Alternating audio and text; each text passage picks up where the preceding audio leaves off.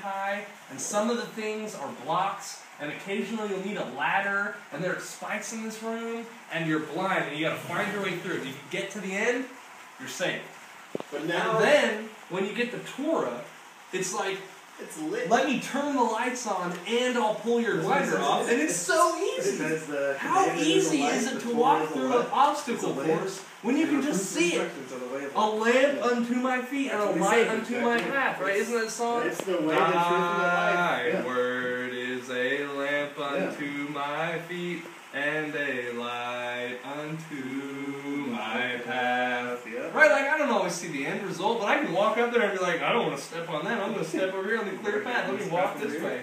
And I'm like, thank you, Yahweh. Like, thank you for showing me. This is a light unto my path. Right, a light unto my path. Like, and man, and there's sometimes I've prayed it. I'm like, I'm in a fog, right? I can't see far ahead. I don't know where I'm going, but I know that you are leading me on the good path. And I pray and I say, Lord, if I'm like one of these stubborn goats and I try to go this way, pull me a little bit. Just give me a yank and pull me on your straight path. And I'll even say, and I don't say I want to sign and show and remove the fog. I say, Lord, just continue please to lead me on this path, regardless of what I say. Lead me on the good path, right? Because He knows where it goes.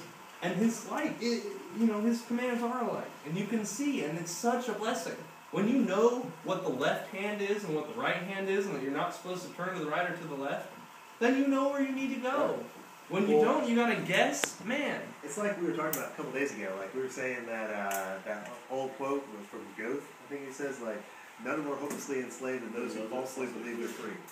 So like all the other people in the world are actually the enslaved ones because they're enslaved to sin. Like they have no idea what sin actually is. They're just especially Americans. You know, we're the worst. We live in the land of free, the home of the brave. Mm-hmm. But we are the most hopelessly enslaved. Right, because you don't know where the walls are of your prison. You don't even know that you're in a room because you can't see where the walls are. We're the most enslaved. I don't go anywhere without this. I'm a slave to my phone. Without that, I can't make a living. Elder Tim, Brother Zach, right? I don't have a phone. Don't have a phone. Gave it up a month ago. The only woman I want to talk to, I can't talk to over the phone. I said, I'm going to let this thing expire. Don't even have one. I'm standing in the line at Chipotle. I'm waiting to get some food. I'm looking.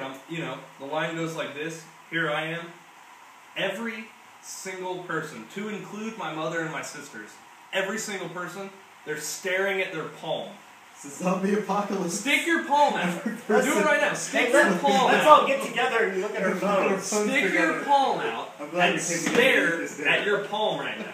Right. Remove the phone and stare at it. Right. This is the maneuver that every single person is doing. And I was like, man, I remember a time when you talk to the person in line next to you. And right now, every single person is doing this. And even if you try to start a conversation with them, you just feel like you're interrupting them. Right, because they look at you and they're like, and I was like, man, I didn't feel oppressed, and I didn't feel like, why don't I have this thing? I said, I'm free. You are free. I'm the only person that's free right now. These people are staring at their phone, and I'm standing here like, I'm looking around. Like, I'm looking at the people. You're also the only person that will see when the bad guy walks through the door. Right, exactly, right? I'm the only one looking out there to see what's going on. It's insidious, right? And I thought about it the other way. There's more there because we saw that in Malaysia because cell phones were cheaper and available there when we were there, and they hadn't hit mainland U.S. and not everyone had them. We still had the ones that were this big and folded out and everything. And over there, all the Malaysians had their phones too, and they'd ride on their scooters, and then when they were off the scooter, they'd be on that phone. So, and I remember seeing it and saying, we'll never do that. That's ridiculous. Why would you do that? And now, in America, in 2013, everybody's doing it. Let me peel that onion back one more layer, right? If you believe, like most of us do, that this stuff, this water that you get out of here, and this plastic that you touch, and all these things make you sick, you make a device. And I was walking through, when I had my phone still, I was walking through that body scanner X-ray, and the TSA guy said, listen, don't be concerned about because I asked him, I was like, these X-rays and all this, and he said, listen, don't be concerned about the X-rays that come out of this thing, because the X-rays that come out of this are less than 5 minutes on your cell phone, talking on your cell phone. So to most people, they think, that's harmless. But to me, I think, okay, so a full body, skin deep x-ray is 5 minutes on your cell phone. Then I got rid of my cell phone.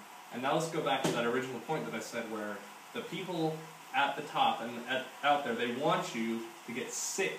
And they want you to have to pay for it.